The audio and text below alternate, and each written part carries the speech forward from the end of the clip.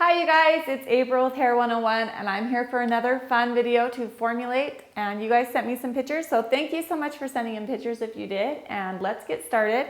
So today is another, a lot of people want to do this like from dark to light. I think a lot of people have a hard time with this, going from dark to light.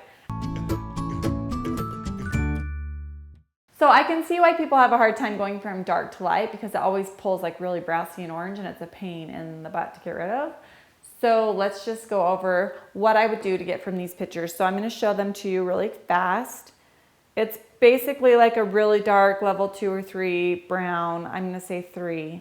And the result is like a really soft ashy brown, like a level 6 with some really light level 10 highlights. So how would I go about getting from point A to B on this? Okay, so if someone came in with virgin hair and it was this dark and they wanted to have this desired look afterwards, I would definitely foil and I would mix up my 2 colors, and they would probably both be 40 volume, and one of them would be a 6 ash blue and the other one would be flash lift, probably in the 40 volume. And I would be foiling every single piece of this person's hair.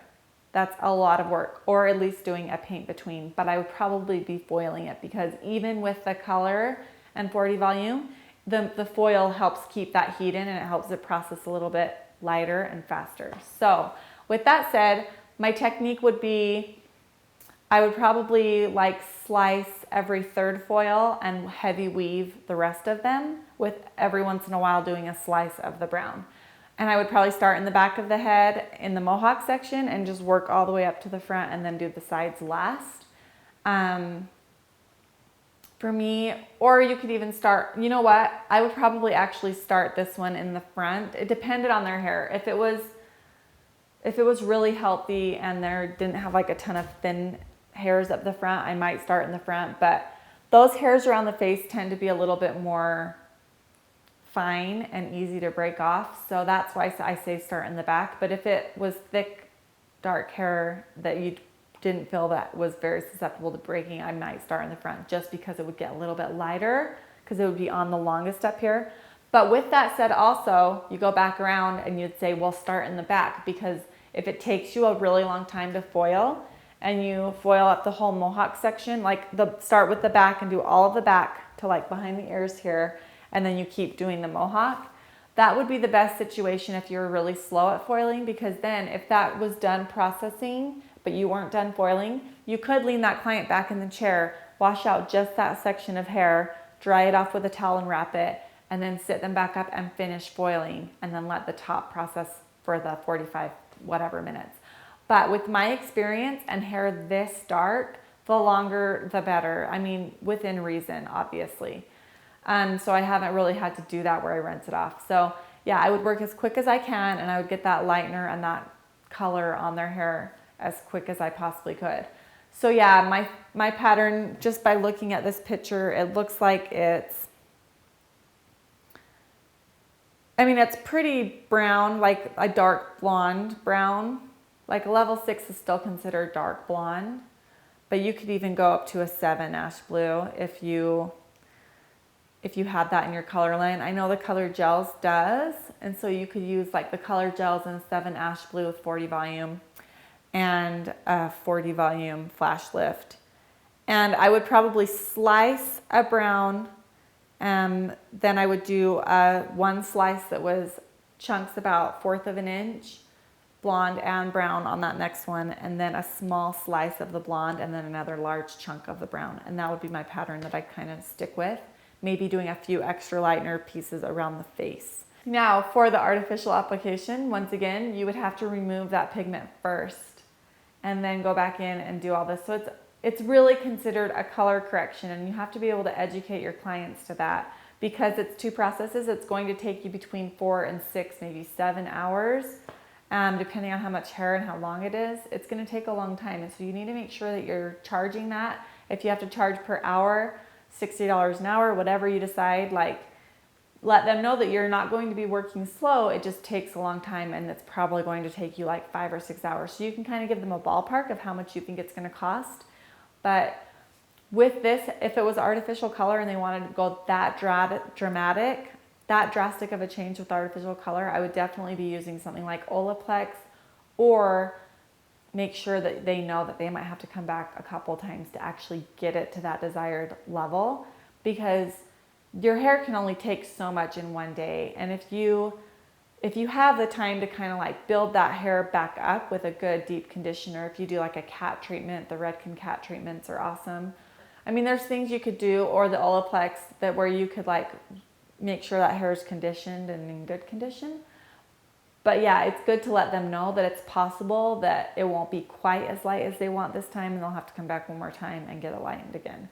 But with that said, the disclosure in there, I would go through with 40 volume flash lift on this person's hair, and I would paint it everywhere from a 1/2 inch of the scalp, which means like if you were taking a chunk of hair, it's about what I have here, like I have some regrowth.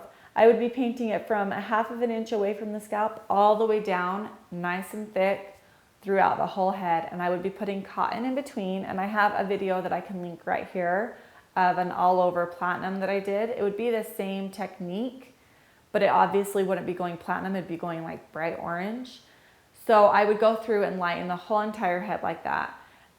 If they had some natural regrowth, or maybe they even had regrowth like this much, I would only do the bleach from the line of demarcation down. So if their hair was all over freshly colored blocks dye, I would do a 1/2 inch away from the scalp down, and then go back in and paint the 1/2 inch of the scalp later. But most likely they're coming into you because they haven't colored their hair for a while, and they're going to have a few inches of regrowth, or at least a 1/2 inch.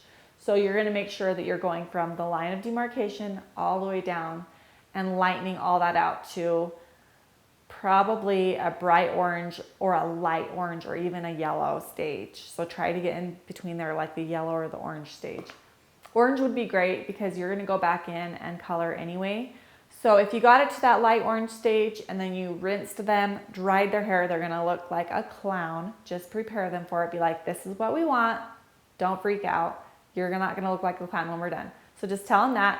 And then you're going to be mixing up your 6 or 7 ash blue with your 10 volume, because you don't need to lift anymore. You really just need to hide that orange and deposit color.